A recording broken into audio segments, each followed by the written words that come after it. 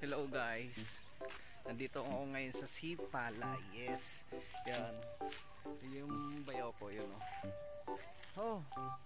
Kakarating lang namin. And then nandito ako sa may Steven and Pressy Beach Resort. Yes, yan. And then ganda dito, ang ganda ng tahimik. And then yes, kita mo tayong sister-in-law ko. Yan ang mga bata. Ngayon ako nakapunta dito sa Sipalay. Ay nako, agad yung itsura ko Dumaan kami sa mga matinding daanan ng papunta dito. Puro pa zigzag. Ngayon ko lang na experience talaga yung zigzag na dito. Ngayon makikita ninyo ang ganda dito. Yung kita nyo ba yung medyo maliwanag kasi against the light, pero makikita natin yan.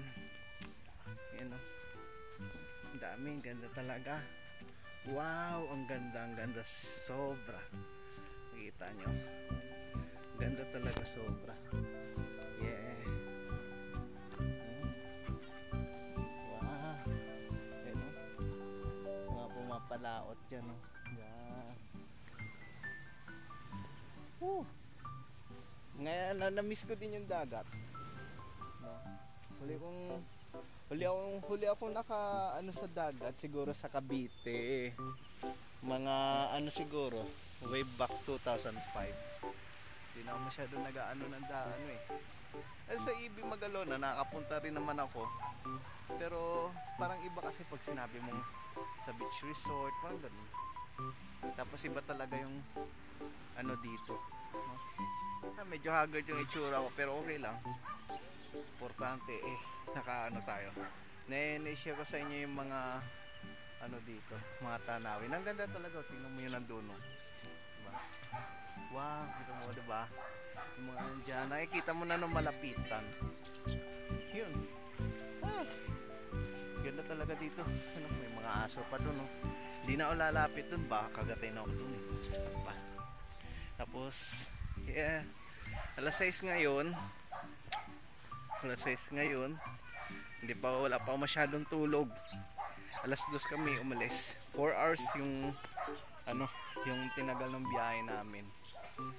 Dali na Pilrich. Dali na dito. Yung bunso ko, si Pilrich.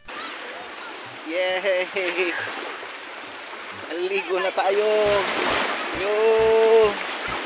Kaya lang baka maiwan yung natin. Original pa naman yung tsinelas natin. Wow! Yay!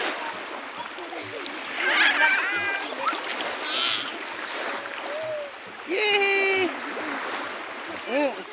No! Dito kami sa Sipalay. Yay! Ganda naman, diba? Astig! Yes! Yan, diba? Ano, gaganda, no? Yo! Meron mga dito. Tubo. Yeah. Galing na-miss ko yung dagat. Sobra, na-miss ko yung dagat ito. Dagat! Ang dagat ng karagatan. Diba? Pilen! Lantawan kamoda Yan.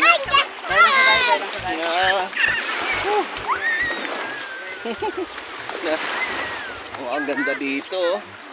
Yeah.